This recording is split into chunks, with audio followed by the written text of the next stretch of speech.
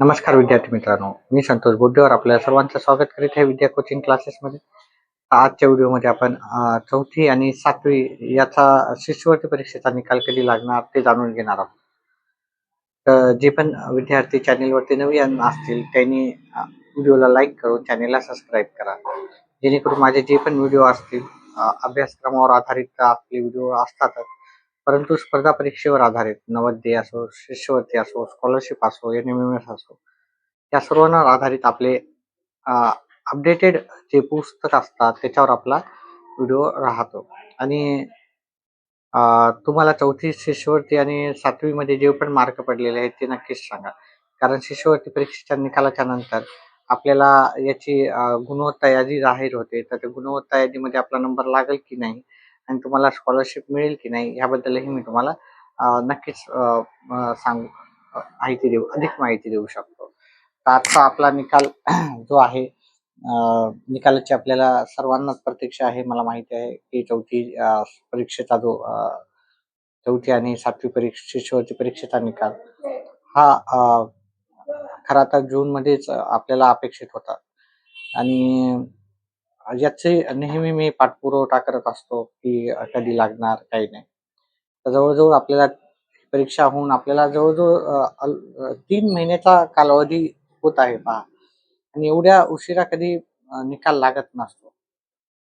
आणि हा हा जो निकाल आहे तो सतत याची तारीख आहे निकालाची ती शिक्षण परिषदेमार्फत काय होते पुढे पुढे ढकलल्या जात आहे. त्यामुळे मी जी तारीख सांगत आहे ती एकंदरीत माहिती घेऊनच मी सांगत आहे. शिक्षण परिषदेला मोबाईल नंबरवर मी कॉल केला, त्यांच्या वेबसाईटवर व्हिजिट केली आणि त्याच्यानंतरच मी तुम्हाला ही माहिती देत असतो. कारण काय बऱ्याचशा जणांचा असाही राहतं की बाबा सर तुम्ही चुकीची माहिती देता वगैरे.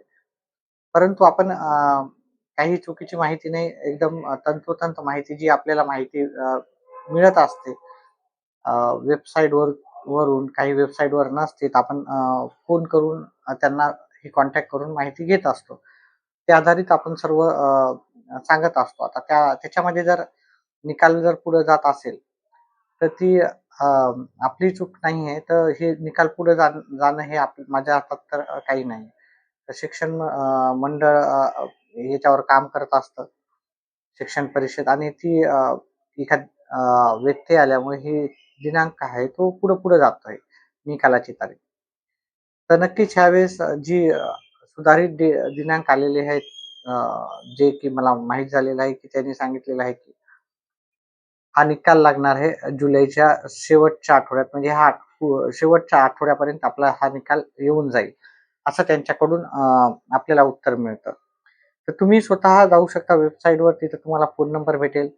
फोन नंबर नसेल तुम्हाला पहा तिथे आपल्या PPSS हे जरी टाकलं गुगलवर तरी तुम्हाला माहिती भेटून जाते. त्याच्या खाली तुम्ही क्लिक केलं चौथी आणि सातवी आणि शेवटी आहे संपर्क म्हणून, तिथे तुम्हाला हा नंबर भेटेल. हा नंबर आहे 9440275800.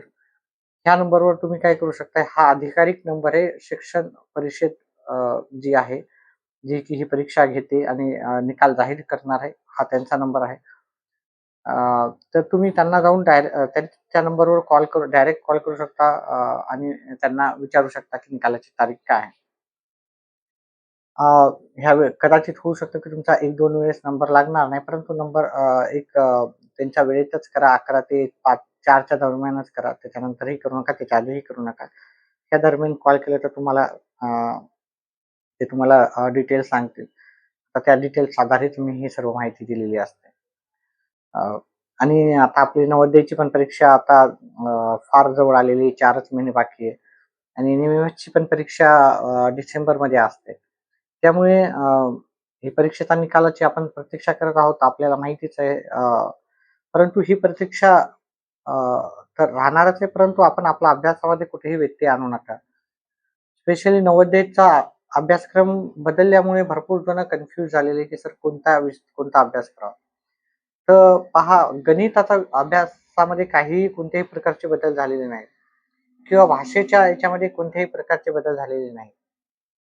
आणि मानसिक क्षमता चाचणीमध्ये 5 टॉपिक जशाला तसे आहेत. तर याचा सर्वांचा अभ्यास करू शकता.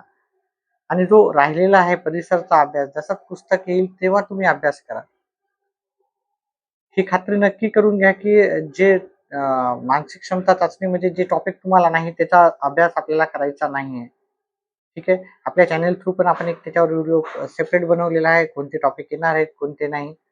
परंतु तुम्ही गणिताचा अभ्यास कंटिन्यू करू शकता, कारण गणिताच्या अभ्यासामुळेच आपल्याला नंबर हा काहीसा 1 किंवा 2 मार्कांना लागण्याचा राहून जातो. सध्या ह्या व्हिडिओमध्ये एवढंच. जसंच काही नक्की आणि नेमके असे अपडेट्स येतील तेव्हा निकालाबद्दल तेव्हा मी तुमच्यापर्यंत नक्कीच ते पोहोचेल.